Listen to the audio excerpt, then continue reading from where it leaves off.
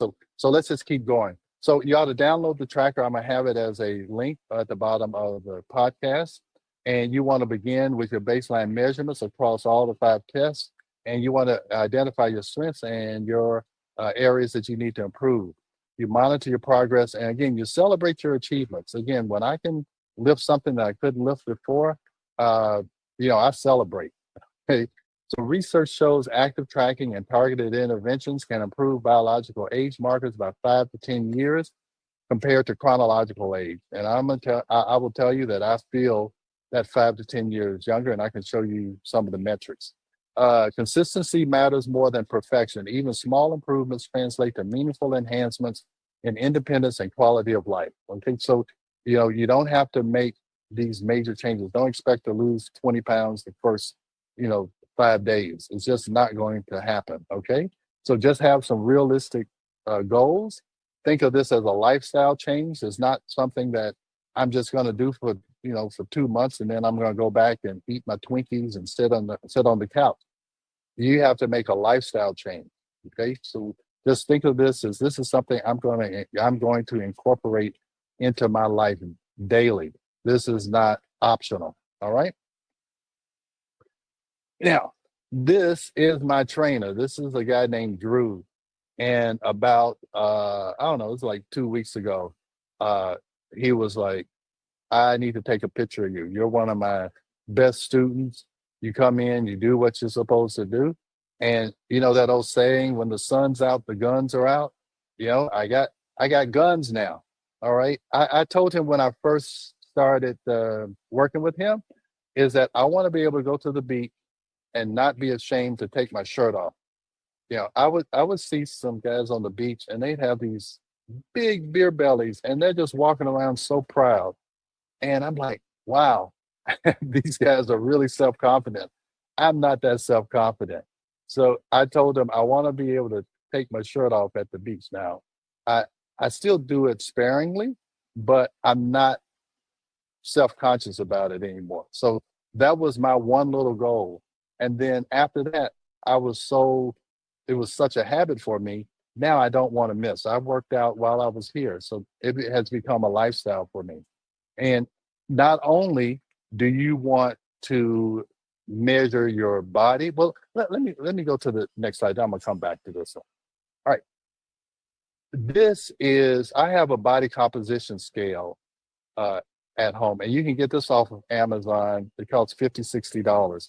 Anybody we have on a weight loss program that we're doing long distance, and they're not coming to the office, we ask them to buy one of these scales because not all weight loss is good weight loss. All right.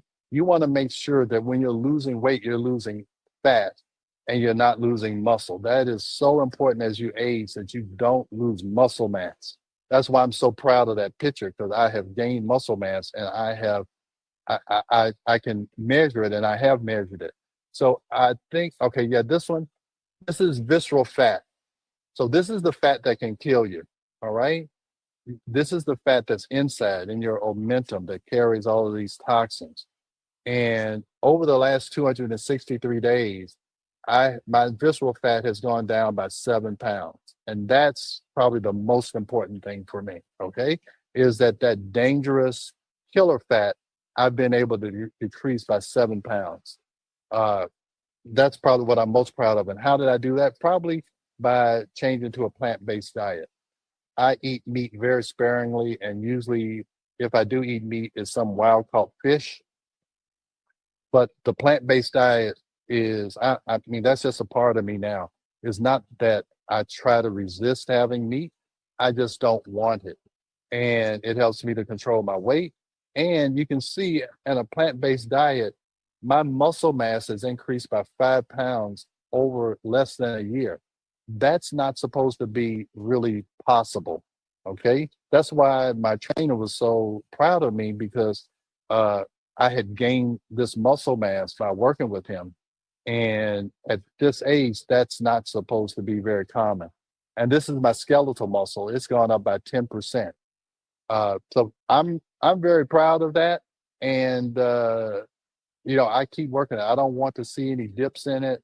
So I do this. I usually weigh myself every 2 to 3 days, and I want to make sure that I'm on track with this. All right.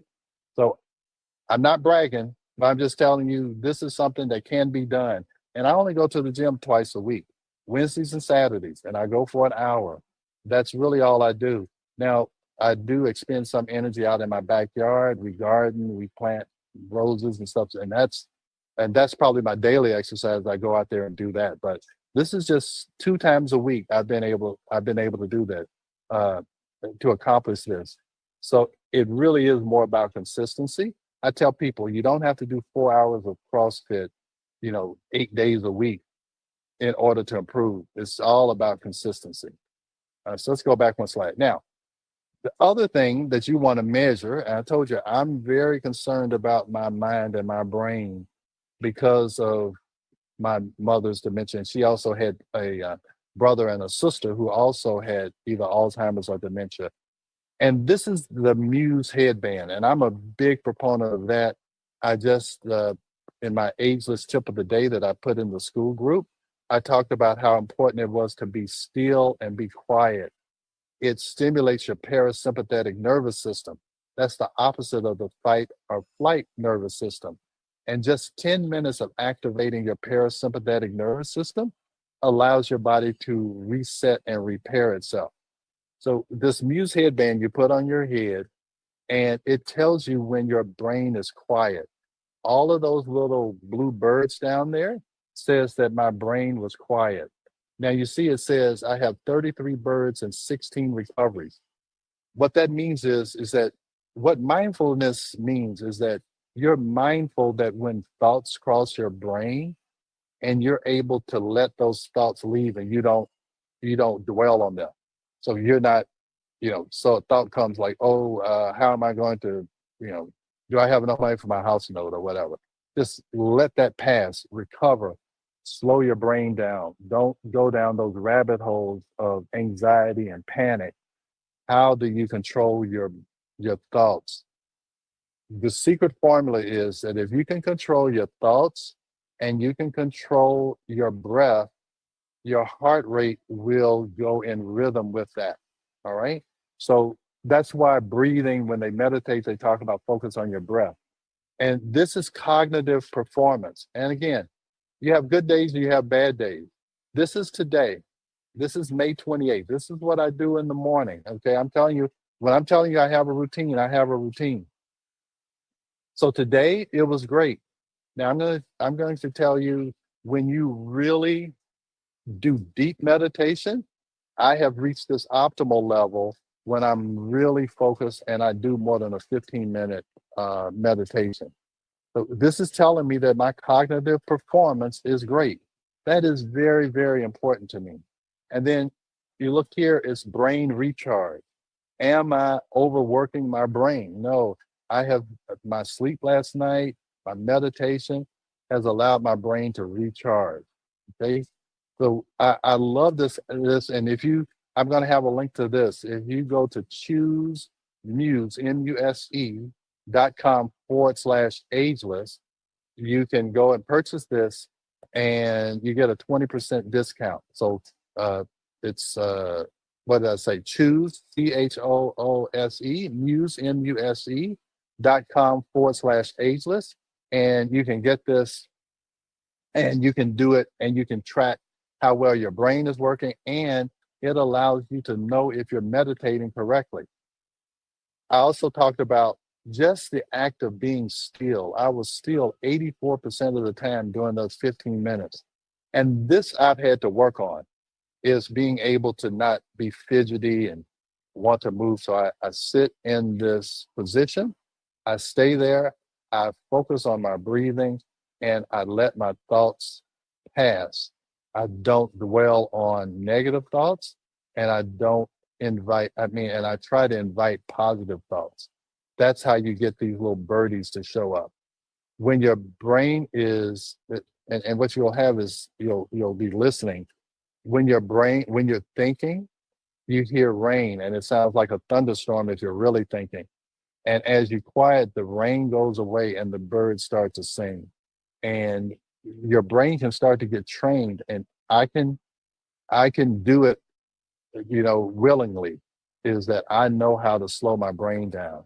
And it actually looks at these brain waves. And I think I'll do a whole lecture on talking about brain waves and how you can get into these different states to do different things. You want to have a different type of brain wave when you're trying to reset your brain. You want to be in delta or theta or alpha. And when you're doing work, you want to be in beta. And when you're frazzled, this is where you don't want to be.